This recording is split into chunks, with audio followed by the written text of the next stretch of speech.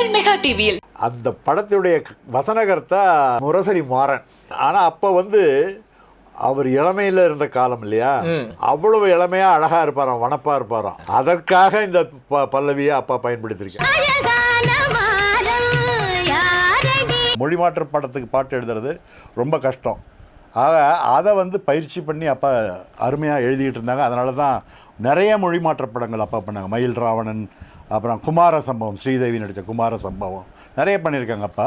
இந்த மணிகண்டன் படத்தை தமிழில் மொழிமாற்றம் பண்ணவங்க விஎஸ்என் ப்ரொடக்ஷன்ஸ்ன்றவங்க.